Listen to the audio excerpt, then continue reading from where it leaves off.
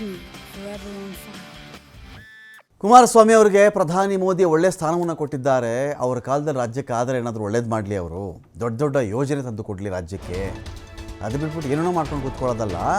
ಅವ್ರಿಗೊಂದು ಒಳ್ಳೆ ಹುದ್ದೆ ಇದೆ, ನಮ್ಮ ರಾಜ್ಯಕ್ಕೆ ದೊಡ್ಡ ದೊಡ್ಡ ಯೋಜನೆಗಳು ತರಲಿ ಅವರು. ಅದು ಬಿಟ್ಬಿಟ್ಟು ಏನೇನೋ ಮಾಡೋದು ಬೇಡ ಅಂಥೇಳಿ ಡಿ ಕೆ ಶಿವಕುಮಾರ್ ಅವರು ತಾಂಡು ಕೊಟ್ಟಿದ್ದಾರೆ. ಪರಮೇಶ್ವರ್ ಹಾಗೂ ನಾನು ರಾಜಕೀಯ ಚರ್ಚೆನೇ ಮಾಡಿಲ್ಲ, ನಾವಿಬ್ಬರೇ ಅಲ್ಲ ರೀ, ನಾವಿಬ್ಬರೇ ಒಗ್ಗಟ್ಟಾಗಿದ್ದೀವ ಇಲ್ಲಿ? ಇಲ್ಲ, ಎಲ್ಲ 136 ಶಾಸಕರುಗಳು ಕೂಡ ನಾವು ಒಗ್ಗಟ್ಟಾಗಿದ್ದೀವಿ. ನಮ್ಮ ಸರ್ಕಾರವನ್ನು ಉರುಳಿಸಾಕಬೇಕು ಅಂತಲೇ ಒಂದು ಪ್ಲ್ಯಾನ್ ಮಾಡ್ತಾ ಇದ್ದಾರೆ. ಇದಕ್ಕೋಸ್ಕರ 1200 ಕೋಟಿ ರೂಪಾಯಿಗಳನ್ನು ರೆಡಿ ಮಾಡಿ ಇಟ್ಕೊಂಡಿದ್ದಾರಂಥವರು.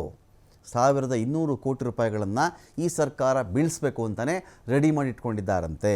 ಇದ್ರ ಬಗ್ಗೆ ಇನ್ಕಮ್ ಟ್ಯಾಕ್ಸ್ ಡಿಪಾರ್ಟ್ಮೆಂಟ್ನವರು ತನಿಖೆಯನ್ನು ಮಾಡಬೇಕು ಅಂಥೇಳಿ DCM ಡಿ ಕೆ ಶಿವಕುಮಾರ್ ಮಾತಾಡಿದ್ದಾರೆ. ಮೋದಿ ಅವರು ಒಳ್ಳೆ ಪೋರ್ಟ್ಫೋಲಿಯೋ ಕೊಟ್ಟಿದ್ದಾರೆ. ಸ್ಟೀಲು, ಇಂಡಸ್ಟ್ರೀಸು ದೊಡ್ಡ 2 ಪೋರ್ಟ್ಫೋಲಿಯೋ ದೊಡ್ಡದಾಗಿ ಕೊಟ್ಟವ್ರೆ. ಅವ್ರಿಗೆ ಪಾಪ ಒಳ್ಳೆ ಅವಕಾಶ ಸಿಕ್ಕಿದೆ. ಯೋಗಕ್ಕಿಂತ ಯೋಗಕ್ಷೇಮ ಇಂಪಾರ್ಟೆಂಟ್. ರಾಜ್ಯಕ್ಕೆ ದೊಡ್ಡ ತಂದು ಒಂದು 50,000 ಜನಕ್ಕೋ 1,00,000 ಜನಕ್ಕೋ ಉದ್ಯೋಗ ಕೊಡುವಂಥದ್ದು ಏನಾದ್ರು ಒಂದು ಇಲ್ಲಿ ಮಾಡಲಿ. ಈ ರಾಜಕಾರಣ, ಈ ಮಾತು ಇವೆಲ್ಲ ಬಿಟ್ಬಿಟ್ಟು ನಮ್ಮ ಸರ್ಕಾರ ಕೂಡ ಅವ್ರಿಗೆ ಏನೇನು ಬೇಕೋ ಸಹಕಾರ ಕೊಡೋಕ್ಕೆ ನಾವು ರೆಡಿ ಇದ್ದೀವಿ. ದೊಡ್ಡ ದೊಡ್ಡ ಹಾಸನಕ್ಕೋ, ಮಂಡ್ಯಕ್ಕೋ, ಬೆಂಗಳೂರಿಗೋ, ಬೀದರ್ಗೋ, ಗುಲ್ಬರ್ಗಕ್ಕೋ ರಾಜ್ಯಕ್ಕೆ ಏನಾದ್ರು ಮಾಡಿ ಅವ್ರ ಕಾಲದಲ್ಲಿ ಏನಾದ್ರು ಒಂದು ಬಿಟ್ಟು ಹೋಗ್ಲಿ, ಅದು ನಾವು ಆಸೆ ಪಡ್ತೀವಿ. ಮಿಕ್ಕಿದೆಲ್ಲ ಇರ್ತದೆ. ಯಾಕೆ ಇಂಥ ಅವಕಾಶನ ಕಳ್ಕೊಂಡು ಯಾಕೆ ಹಾಳು ಮಾಡ್ಕೊಳ್ತಾ ಇದ್ದಾರೆ? ಯಾವ ಅಧಿಕಾರಿ ಯಾಕೆ ಬೇಕು ನಮ್ಗೆ? ಯಾವ ಅಧಿಕಾರಿನೂ ಬೇಡ.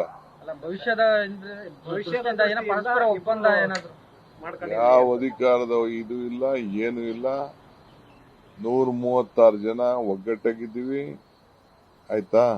ಒಬ್ಬ ನಾಯಕ ಅಂತ ಅಂದಮೇಲೆ ನಾಯಕನಿಗೆ ಯಾವ ಅಧಿಕಾರಿನೂ ಬೇಕಾಗಿಲ್ಲ. ಅಲ್ಟಿಮೇಟ್ಲಿ ನಾವು ಆಲೋಚನೆ ಮಾಡ್ತೀವಿ, ಚರ್ಚೆ ಮಾಡ್ತೀವಿ, ಅಭಿಪ್ರಾಯ ಕೇಳ್ತೀವಿ. ಒಬ್ಬ ಮಾತಾಡೋನು ಒಬ್ಬನೇ, ಡಿಸಿಷನ್ ಕೊಡೋನು ಒಬ್ಬನೇ. ಇವತ್ತು KPCCಲಿ ಇದಕ್ಕೊಂದು ಮೀಟಿಂಗ್ ಕರೆದಿದ್ದೀನಿ. 1200 crores ರೆಡಿ ಇದೆ ಅಂತ ಹೇಳ್ತಾ ಇದ್ದಾರೆ. ಇದನ್ನ KPCC ಇದು ಪಕ್ಷಕ್ಕೆ